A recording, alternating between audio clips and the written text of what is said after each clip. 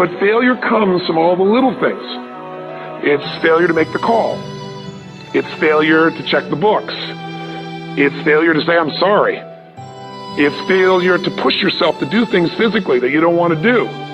And all those little failures day after day come together until one day some cataclysmic event happens and you blame that. That event happened because you missed all the little stuff. Do you agree with me? And success, by the way, is not some overnight event. It's all these little things.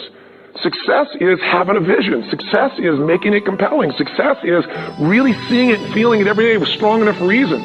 Success is feeling the sense that I'm here to grow and I'm here to give something to the world more than just myself.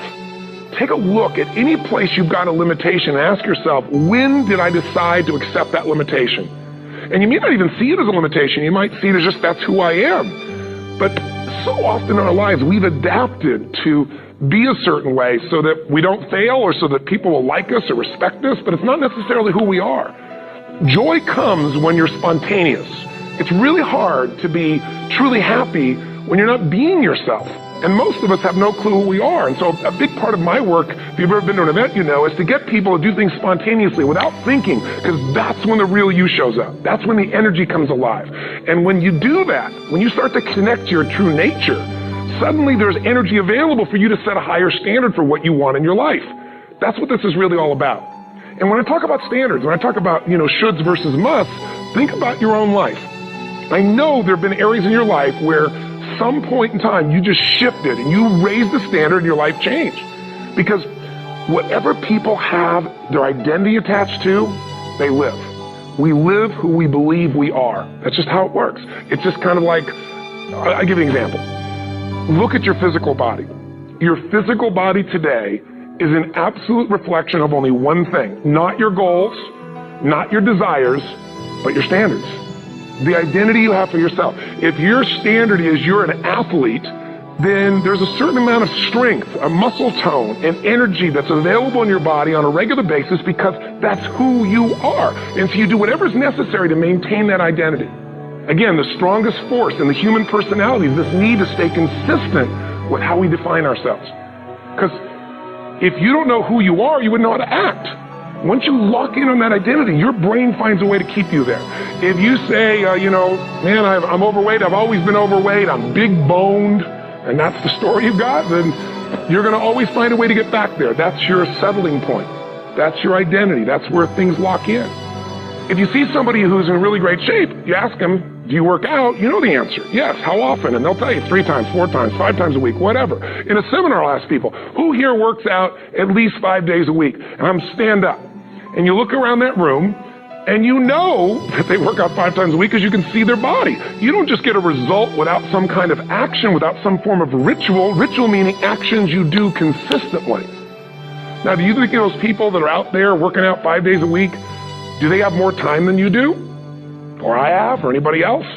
Of course not. Is their life less busy? Of course not.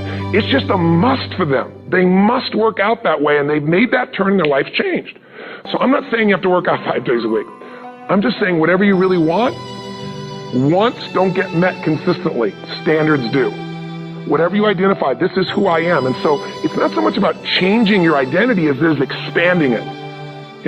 Deciding that, instead of your goal is to lose 10 pounds, which is not compelling, what if your vision was to get back to my fighting weight?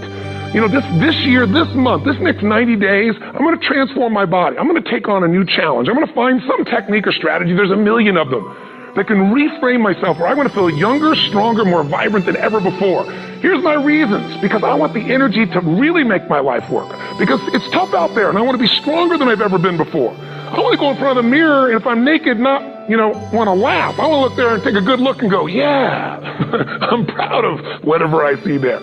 Whatever it takes, something's going to make you laugh, smile, something that's going to tease yourself, but something's going to move you to another level. If you identify yourself in a new way and you own that every day, and that becomes the standard of how you live, you'll find the way to make that standard real. Money's the same way. Think about it. It doesn't matter what's happening, quote unquote, in the marketplace. People that make money find a way to make money no matter what, don't they? Most people's standard is to pay their bills. So that's what most people find a way to do, even when economic times get tough. Most people, if that's their absolute standard, they find a way. Some people's Standard is pay their bills most of the time. And so most of the time they do. Some people's standard is not just to pay their bills, but to take care of their family and maybe even some of their friends. And they find a way. In fact, you know, some people may be in a family where they don't have enough money. They barely have money to pay their bills. They work their guts out. And then somebody, their mother, their father, somebody else, their sister gets ill, and there's not enough money to take care of it. Nobody else has money in the family. They don't either, but they find a way to get that money to take care of their mother or father, don't they? And pay their bills. They never could do it before. Why? The situation made them raise their own standard. And not everybody does that. Somebody else in the family might have money and still not take care of their mother. It all comes down to the inner game, my friends. Changing your life is a change in the inner game. The outside world you can't control, but you have absolute control over this one if you learn the dynamics of what shapes you. And identity is one of those simple, clear, fundamental basics that if you start to shift it, everything else will shift in your life as well. Some people, by the way, have to have more than enough money to do what they want, when they want, where they want, with whomever they want, contribute the way they want. And if that's their must, they find a way. I know that sounds overly simplistic, but it's true. You know, somebody once said you could take all the money in the world out of the hands of everybody, out of all the wealthy people in the world who are really successful, give it to other people. It wouldn't take too long. Those people would have it back in their hands. It's not because they're manipulative. It's because they have a standard. Some are manipulative, don't get me wrong, but they got a standard of what they're going to find a way to make happen. I'm just simply saying to you, take those 3 magic words and live them. Raise your standard. And if you really want to do it, then I'll tell you the most important secret. Have you ever done this? Have you ever told yourself you're raising your standard? Okay, I'm going to go make this happen. I'm going to go make this much money. I'm going to transform my kids. I'm going to create the ultimate relationship in my life. I'm going to transform my body, whatever it is. And then you don't have strong enough reasons and you don't use it. You don't follow through. It's because you didn't back up your standards with what makes those standards real, and that's rituals. Rituals are where the power is. Whenever we do our Robbins results coaching, and we say Robbins equals results, the way we get results with people, it's the same way if you listen to my Ultimate Edge program, or back in the old days, Personal Power, or if you went to one of my seminars. You know what I do is I take these huge challenges you got, and we break them down into little bite-sized steps. Little things you do each day that after you do them, you get so much momentum that it's easy to succeed. You're not overwhelmed. You have these victory day after day after day on little things. If you went to Ultimate Edge, I'm sure you learned about the hour of power, or the 15 minutes to be able to be fulfilled, or 30 minutes to thrive, where you literally just condition your body and emotion with a couple little rituals. So it doesn't matter what's going on in your world. You feel that strength, and it's not fake. It's not some pump up. It's coming from inside you, and it works. Rituals define us. See, all the results in your life are coming from your rituals. They start with a standard, and then have rituals that follow.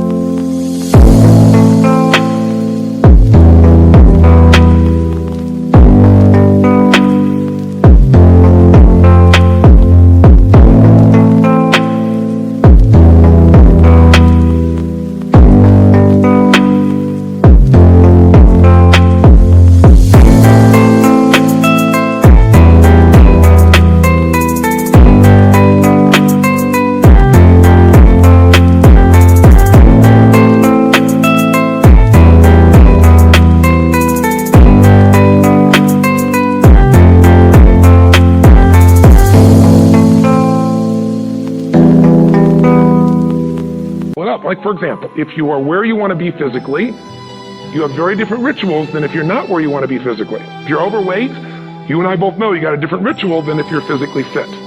Completely different. You get up in the morning, what's the first thing you do if you're fit? Your shoes are there, you roll over. Doesn't matter how you feel, you put on your shoes, you lace them, you start walking, or whatever that ritual is. If you're overweight, you roll over and you have a very different ritual. You might roll over several times to turn the alarm clock off. You go in and get your mocha, smocha, whatever, special coffee. You stop by at Starbucks, whatever the case may be. You have your nice sugar muffin. It's supposed to be really nice for you. Whatever you do, it's a different ritual. If you have a great, passionate relationship, you have very different rituals in how you come home than if you have a lousy relationship. When you come home and the first thing you do is you're tweeting somebody, or you're emailing, or flipping on the news, or you don't even come home. And what are the rituals? Whenever I study people that are successful, what I look for is what's the standard they hold themselves to? And then what are all those little rituals that add up? Because think about it. Success and failure are not giant events. They don't just show up. You don't just suddenly become successful or suddenly have this cataclysmic event that makes you fail. It may look that way. Success is caring about other people. Success is calling and saying, I love you in the middle of the day for no damn reason. Or sending a note. That'll change your relationship. Have a ritual of something funny, playful, or a surprise you do. How many relationships are dead today because they have no surprise rituals anymore? You need to have some rituals, some cool things you do that nobody else does that gives you a better life than anybody else has. All the little stuff. That's where success comes from. In business, it comes from delivering more than anybody could imagine. All those little things add up. People go, wow, that's who I want to do business with. It's true in any area of your life. So if you look at somebody who's really successful and you think, wow, I mean, they're so amazing, they're such a genius, you got to dig underneath and you got to remember something. People are rewarded in public for what they've practiced for years in private. Myself and my business people say, how do you get up and speak? And you have no notes and you go for 3 days and nights and the room is like, everybody's wired and it's incredible. It's like a rock concert. How do you do that? How do you have that confidence? Oh, and it's not...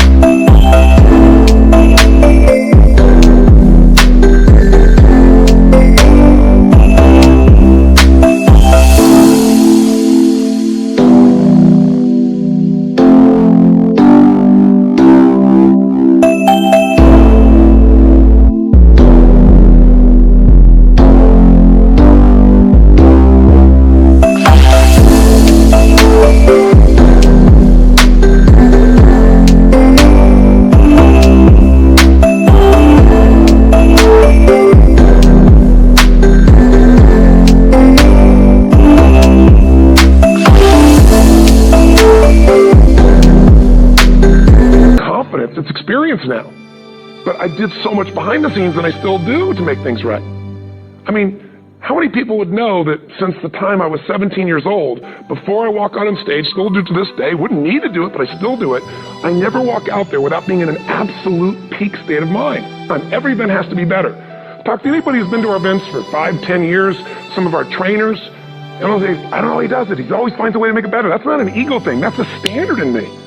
I have to find the way. And my ritual, though, is I prepare, I think, I gather new information, I figure out how to put something across better. What do people need? I spend time with our customers. I see what's going on. And before I get on stage each time, I have this little ritual to put myself in a state of mind. And I did it starting like 17 years old. I started doing it. I say, I now command my subconscious mind. And I say this out loud several times, this little phrase, set of phrases, as an incantation to kind of condition my mind and body. And I'd say, I now command my subconscious mind to direct me in helping as many people as possible today by giving me the strength and the emotion and the humor and the brevity, whatever it takes to show this person and help this person change their life now.